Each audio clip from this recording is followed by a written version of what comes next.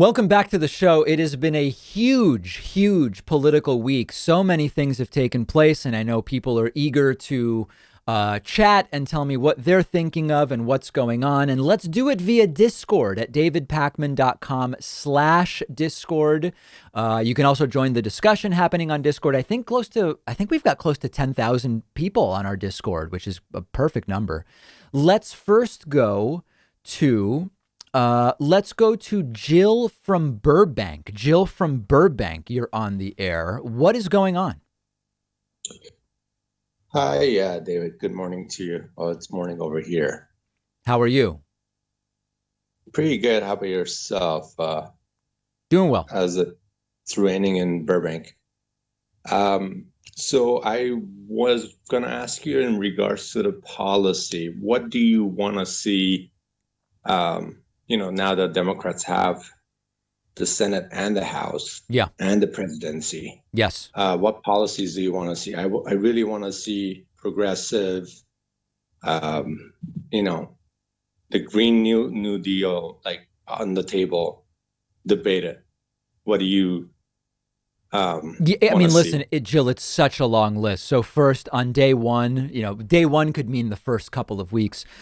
Joe Biden needs to do everything he promised to do via executive order that he can do, and reversing a lot of the things that Donald Trump did. I think using the Defense Production Act to scale up vaccine production is something I would be very interested in very quickly.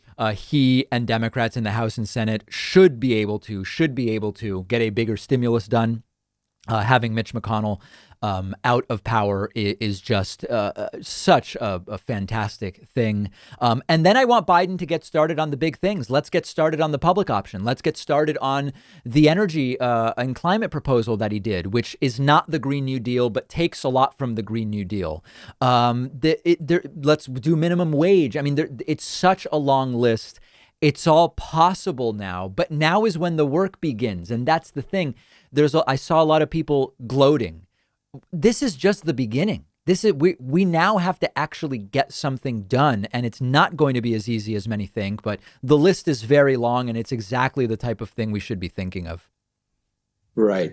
What do you think the student loan is going to get passed at all? Like student loan forgiveness? He said, I'm skeptical. I'm skeptical that it's going to get passed, and that one, I would love to see something done on student loans. It's a huge priority and be very economically stimulative to redirect money away from being interest paid to banks to money people can spend at local businesses. But I have a skepticism that gets done in the next 2 years. And I feel like that's the problem with, Biden and, the difference between Trump and Biden. Trump, says something, he just goes and writes whatever, and it's an executive order. Yeah, but let's not give Trump too much credit.